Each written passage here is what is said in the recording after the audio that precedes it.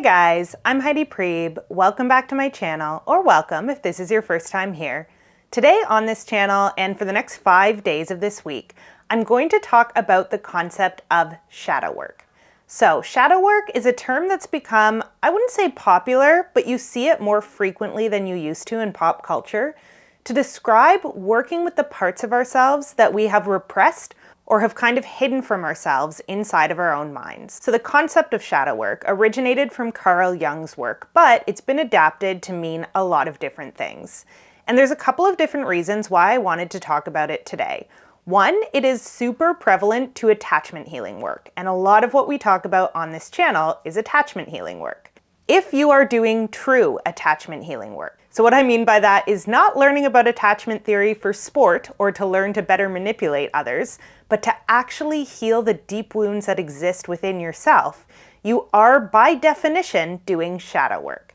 Attachment theory predominantly looks at what we learn to repress very early on in order to not get rejected or abandoned by our caregivers. And this is pretty much exactly what shadow work looks at as well. But what shadow work focuses on is making those parts of our psyches that we repressed early on and kind of distanced ourselves from very conscious in our awareness so that we can ideally integrate those parts of ourselves and have a more sane and well-rounded experience of being alive. So in short, according to Jung, there are parts of our personalities that are very conscious to us, right? So the ways that we like to think of ourselves and the kind of terms that we would use to describe ourselves if someone else were to ask us who we are. But there are also parts of our personality that are unconscious or repressed. So these are often the things that we consciously like to think we do not have prevalent in us at all. So if I kind of hinge my ego on being a good, caring, empathetic person, I might not want to admit to myself or to other people that parts of me are selfish, narcissistic, and judgmental, or whatever it is. But just because we have repressed certain things from our conscious awareness does not mean that those things disappear from our personality. They go on operating under the surface and they just affect our lives in unconscious ways. So we're going to talk as this video goes on about how that can happen and what it might look like to have a part of your shadow self impacting your life without you understanding what's happening. But the basic theory is when we're very young, if there are certain traits that are deemed socially unacceptable in our early environments, we're going to learn to disidentify with those traits, tell ourselves that's not me, that's not who I am, and live our lives in a way that mostly avoids having to express those traits intentionally. But those traits go on operating under the surface and expressing themselves unconsciously, which can end up looking like forms of self-sabotage, forms of confusion around why we keep attracting the same types of people or situations that we consciously think we don't want. We're going to go over a wide variety of ways in which our shadow selves might show up in our lives as this video goes on. But for now, what's important to understand is that we all have parts of ourselves that we have hidden from ourselves. And those hidden parts do not disappear just because we start disidentifying with them. They go on finding ways to creatively express themselves and meet the world just without our conscious awareness. So Jung had a very famous quote about this that I personally absolutely love that goes, "Until you make the unconscious conscious, it will direct your life and you will call it fate." And it's important to point out that it's not just negative things that we repress about ourselves. It could be positive traits that we have in our shadow as well. So this isn't about what's good and what's bad, it's about what was useful and what was not useful for you early on in life. So as this week goes on, we're going to talk about not only how to look for the kind of negative or antisocial aspects of our shadow selves, but how to look for the parts of our shadow selves that we might actually like and really enjoy integrating into our lives, but that we weren't able to do early on because our primary social environments didn't make room for those traits, even if they're positive. Now, I want to also be clear, this isn't a morality thing. Kind of inherent to the shadow is the idea that all humans have access to all of these parts of ourselves. The parts of ourselves that are empathetic and pro-social, but also the parts of ourselves that are very judgmental and critical and antisocial and only out for ourselves. But the end goal of this is to be able to integrate all of these things. And as the week goes on, we're going to talk about why you might actually need to get in touch with some of those kind of darker or more stereotypically bad parts of yourself and bring them into conscious awareness in order to start behaving in a way that is more functional for you and other people. So as a kind of Coles Notes of how this relates to attachment theory, I did make a video series earlier on this year that talks about the biggest blind spots for each attachment style.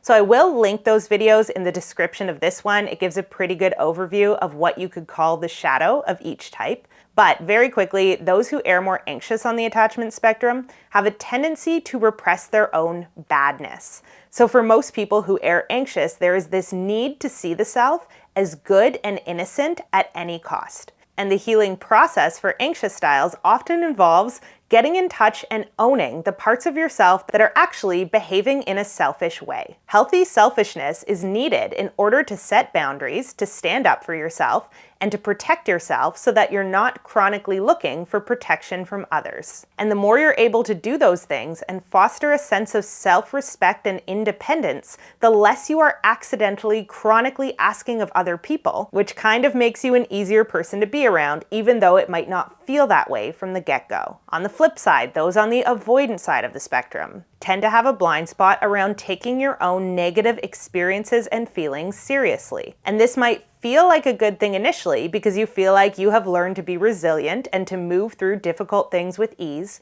which might even make you a more solid friend or partner for other people. But in the long run, you end up dismissing a lot of really important emotional information, both in yourself and other people, that could lead to better discernment about the types of relationships you engage with, as well as the choices that you make for your life. And with fearful avoidant, you can get a very confusing oscillation between these two. Now, the end goal of doing shadow work or attachment healing work in general is being able to get back in touch with your intuition. So if you have shoved a part of who you are completely out of your conscious awareness and disowned it, that part is still going to be active in your life, but you're not going to want to pay attention to it, or you're not going to want to believe what it is telling you.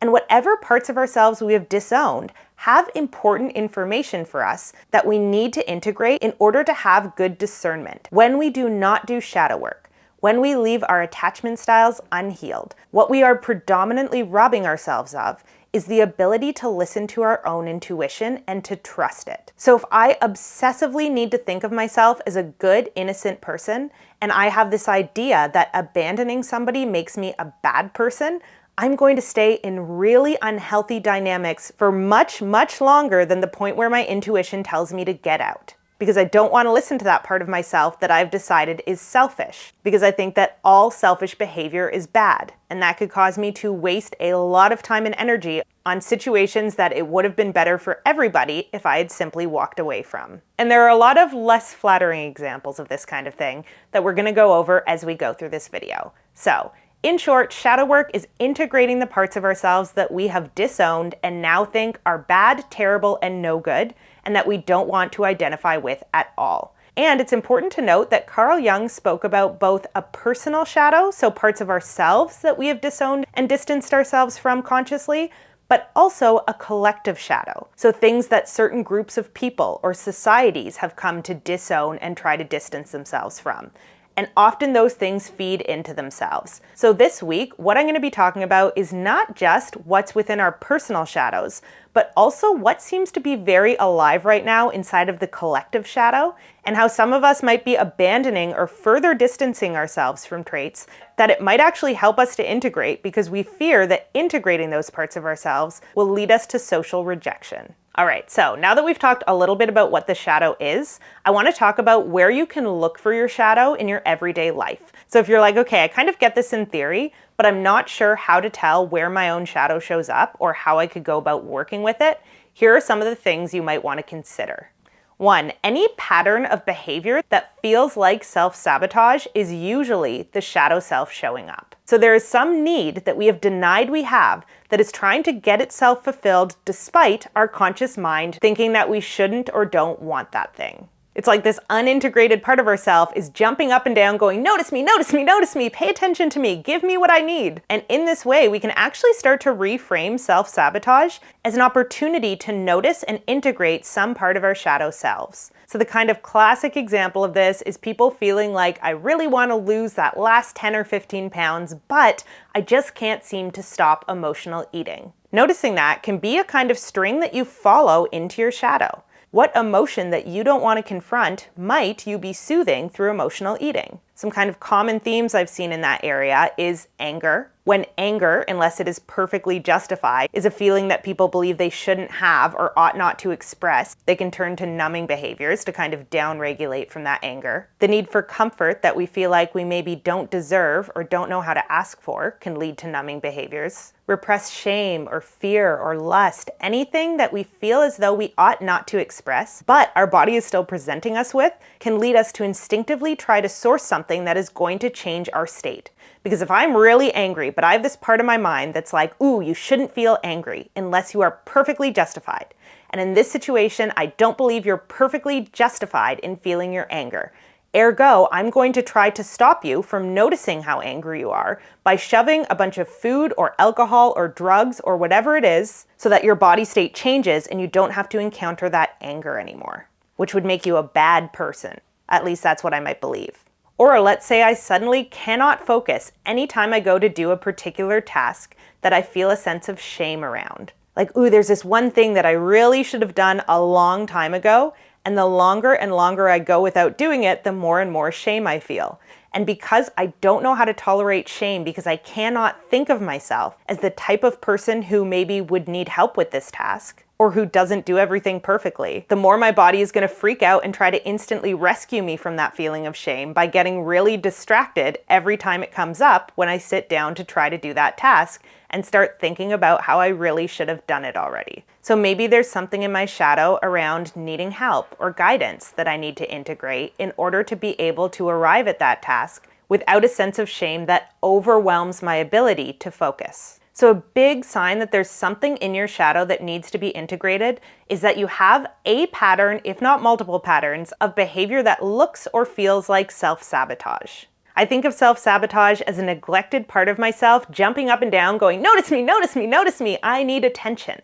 And if I can figure out what that part of me is and how I can integrate it even though I kinda hate it and really wish it was not a part of me, and that I could go through the rest of my life without it. That's usually the most effective and direct and long-lasting route to making self-sabotage behaviors disappear. Little personal fact, I am not passionate about attachment theory for attachment theory's sake.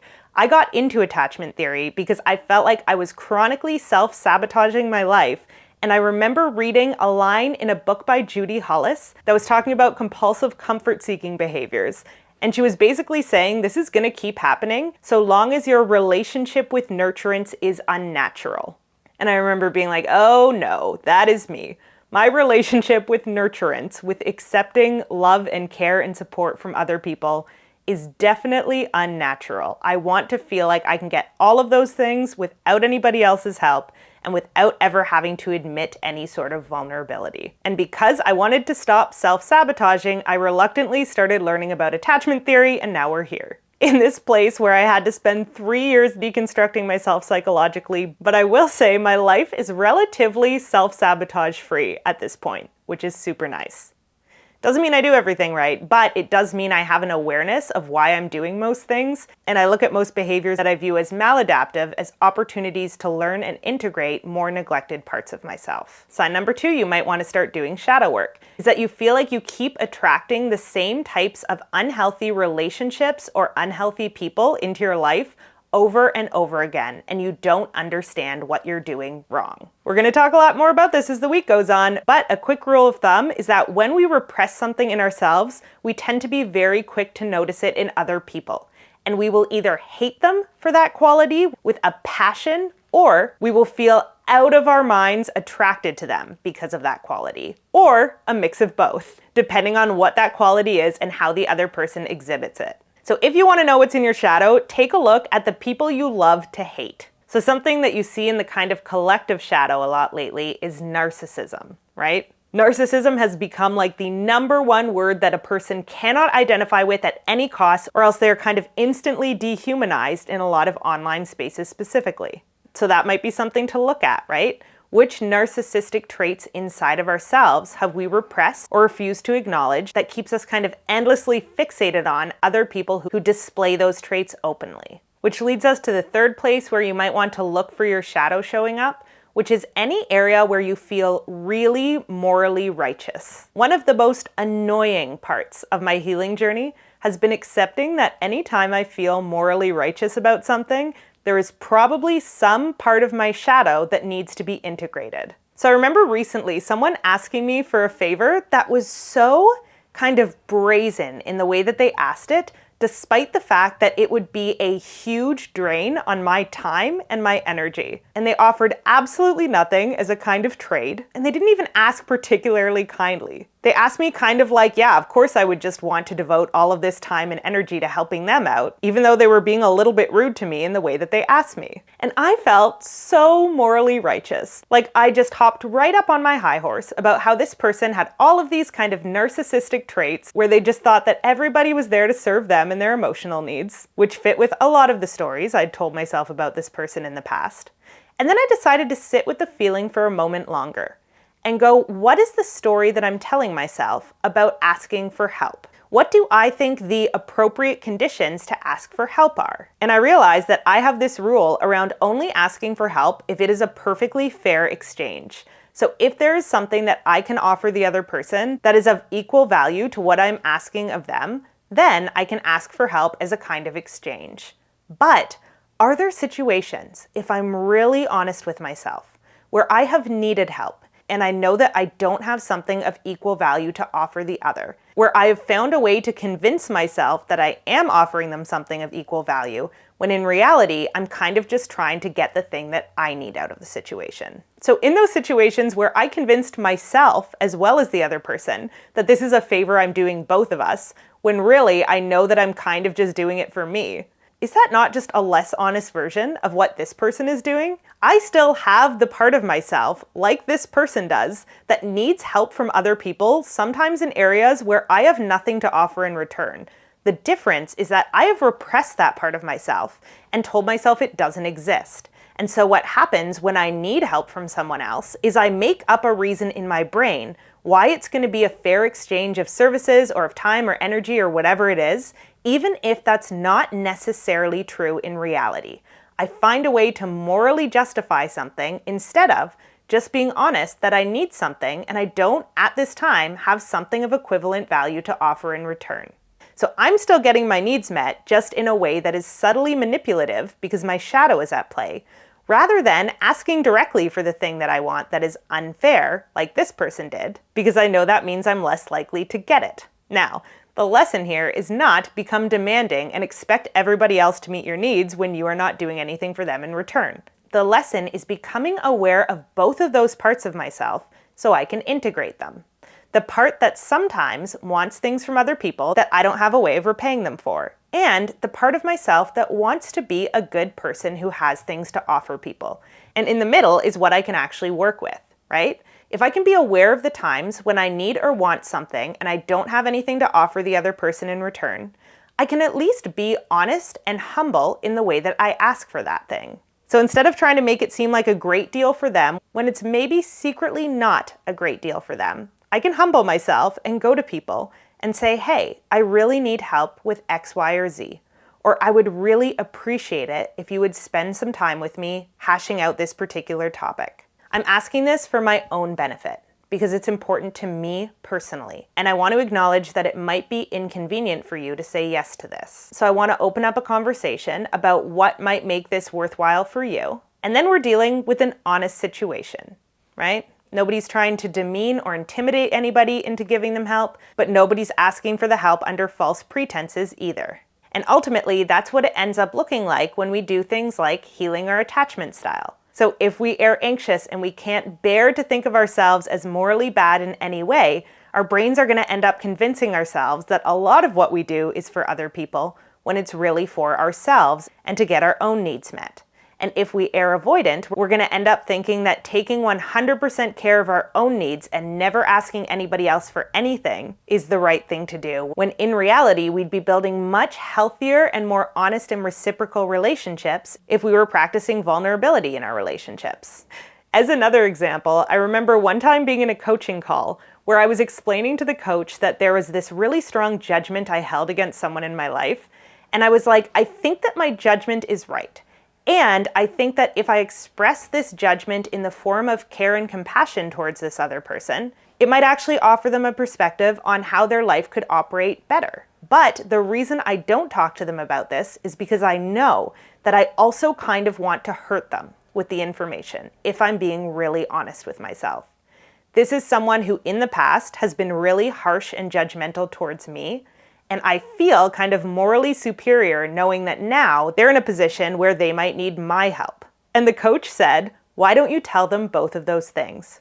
Why don't you tell them both, I have information that I think might help you with your situation, and I have a lot of pent-up frustration with the ways that you have approached me in the past. And in this interaction, I'm feeling kind of morally superior, and there's a part of me that secretly kind of wants to hurt you in the way that I deliver the information. And again, the moral here is not to go in and be hurtful in the interaction. The moral is to incorporate both sides of things, the part of me that genuinely wants to help someone and the part of me that is hurt and wants to hurt them in response, and bring it all into the light at once. That is how we have honest interactions with people. Not by denying one side or the other and running away with either our feelings of martyrdom or our feelings of sadism, but by bringing them both into our conscious awareness, acknowledging there's this ugly part of myself that I don't like, but it exists, and then finding a way to integrate those things to find a solution that is respectful of ourselves and respectful of other people.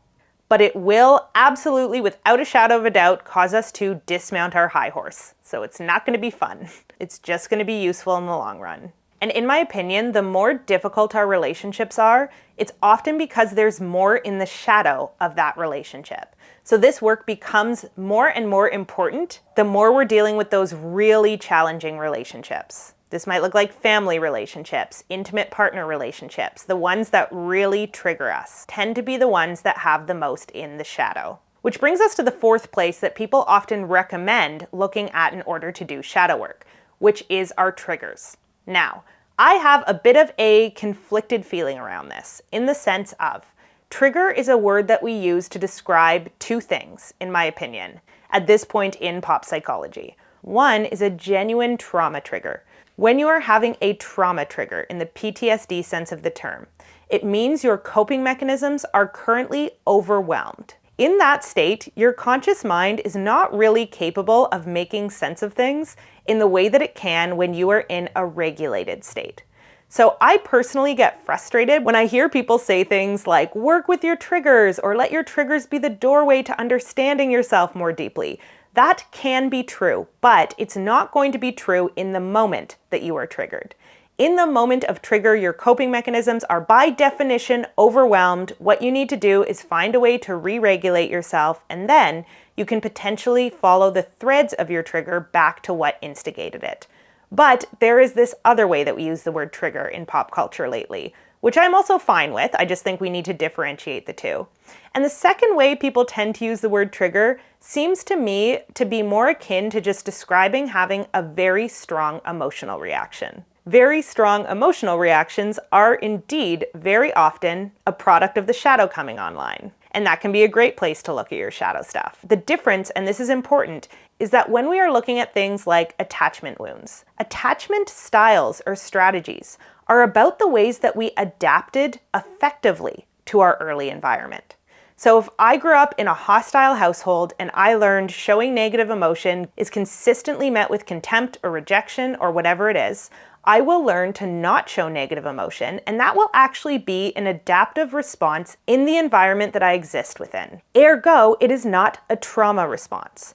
Now, can you have attachment trauma? Yes, absolutely. But attachment strategies are by definition about figuring out what works in our early environment without our nervous system getting completely overwhelmed in the process. versus when you are having a trauma response, when a trauma trigger has gone off. You are responding in a way that is disruptive to your normal adaptive strategy. Your normal coping mechanisms, which absolutely include your attachment strategy, are overwhelmed and disrupted when you're experiencing a trauma response. So we need to be able to differentiate between when we are triggered into our attachment patterning versus when we are having a trauma trigger. Something that triggers us into our attachment patterning means we're being triggered into a state that once worked for us and got us what we want, the opposite of which we may have pushed into our shadow.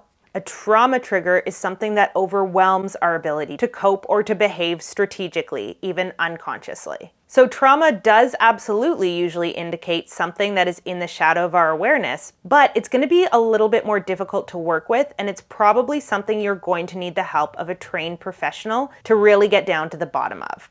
And the reason I want to make that clear is because it just feels crappy if you hear people talking about triggers and they're actually talking about the second type of trigger when you're experiencing the first type. There can be all of this kind of inner critic stuff that comes online and goes, why can't I learn from this? Why can't I get the lessons out of my triggers like other people seem to be getting? It might be because you are both using the same word to describe two very different things. That being said, the two can interact with each other and impact the expression of each other, so it's complicated. The point I'm making here is just that yes, triggers can provide us with very important information, but don't beat yourself up if you feel like when you get triggered, you're not able to think clearly or rationally enough to get that important information out of the situation right away. Some triggers are a lot easier to work with than other ones. But when it comes to that kind of pop culture definition of the word triggered, which we tend to use to describe having a very abnormally strong emotional response to something, so getting really angry in a situation where we recognize that other people might not feel that level of anger, or feeling really self-righteous or whatever it is, that's usually a great opportunity to examine what might be in our shadow. What about this do I find so absolutely unpalatable? And what might that mean about what part of myself I need to bring into my conscious awareness and learn to integrate? Which brings us to the last place that I recommend we start looking for our shadow, which is in the projections that we make, both positive and negative, about other people. So the people that we feel the most disdain for, contempt towards, who we feel the greatest desire to change, like something about that person is not okay or not right, and I need to make sure they know it or I need to help them fix it, that's often an indication that there's something in our shadow that we're refusing to look at in ourselves, but that we see very clearly in other people. And the more it feels like there's no way that thing's a part of me, the more it probably is. You've just shoved it out of your conscious awareness. But also the ways in which we idealize other people. So on this channel, we talk a lot about limerence, right? Which is a sense of romantic obsession with someone else. That can be our shadow selves begging us to integrate a part of ourselves that we have not allowed ourselves to experience because it was not adaptive in the social environments we were raised in. And we might get really fixated on wanting or feeling like we need someone else to be a part of our lives if they are strongly displaying this trait that we have learned to repress in ourselves, but that we really want in our life. Some part of us knows, to be whole, I need this trait in my life. But if that trait exists in our shadow, we're going to look for its fulfillment in other people rather than nurturing it in ourselves. We probably believe it doesn't exist in ourselves and we can only get it in other people. But we're going to talk a lot more about that as the week goes on. So the natural question that all of this raises is, how do I do shadow work? And there's no one perfect answer to this. There are a lot of different books you can buy and courses you can take that will help you figure out what's in your shadow. But when it comes to working with the shadow, it's all going to depend on what it is that's coming up. But the good news is you might already be doing shadow work, you're just not calling it that. So if you are doing attachment healing work, again, in the true sense of the term, so you are actually integrating the parts of yourself that were not acceptable in your early caregiving environment, you are already doing shadow work. If you are doing inner child work and you're working on integrating and caring for the parts of yourself that you view as kind of irrational or immature, you are doing shadow work. If you are working with parts of yourself that you have historically felt a lot of shame around and tried to keep hidden from other people, you are probably already doing shadow work. Most work around dealing with triggers is shadow work, as is most work around learning to unpack why we self-sabotage and integrating the parts of ourselves that are trying to express themselves in ways that we do not necessarily like. So a lot of the work that you might already be doing, if you're doing any sort of healing or self-improvement work, is likely to fall in the shadow work category. Again, as long as it's about integrating and welcoming in the parts of yourself that you historically have tried to distance from yourself. And then of course there's stuff that's not shadow work. Anytime you just feel like you're building and building and building your ego in a way that feels great all of the time, you're probably not doing shadow work. And that's also okay. We don't always need to be doing shadow work to be making positive improvements in our life. But we do want to start doing it if we feel like we're kind of out of control of where our lives are going. We don't understand why we keep ending up in the same unhealthy situations time and time again. And we would like to feel like we are more in the driver's seat of where our life is headed. Because we keep trying to get out of our own way instead of inviting our full self into the car and taking all of those parts of ourselves that we currently might see as the problem with us on the journey. All right, that's all I'm going to say about shadow work for today. As always, leave any comments, thoughts, questions you have in the comment section of this video. We will get more into the nitty-gritty of what shadow work looks like as the week goes on. In the meantime, I love you guys. I hope you're taking care of yourselves and each other and your inner children, so your shadow selves. And I will see you back here again tomorrow.